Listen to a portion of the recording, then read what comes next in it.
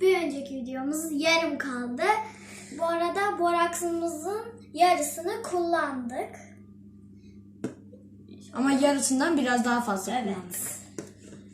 Kıvamına gelmesi biraz uzun sürdü. Gördüğünüz gibi çok güzel oldu. Çok güzel oldu. Bu arada elinize krem sürmeyi de unutmayın. Yapışmasın elinize. Birazcık ben alayım. Şöyle göstereyim. Çok güzel. Bence siz de denemelisiniz. Evet. Çok pofuduk, çok güzel. Sesi dinleyin. Çok güzel.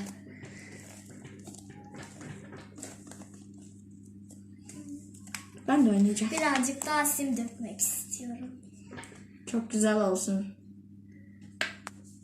Birazcık daha dökeyim. Tamam.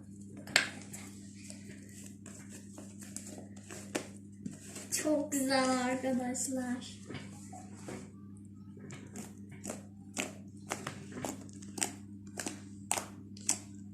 Çok güzel, çok rahatlatıcı video gibi aynı. Bence siz de denemelisiniz. Çok güzel. Evet. Çok güzel. Paraşüt gibi oluyor.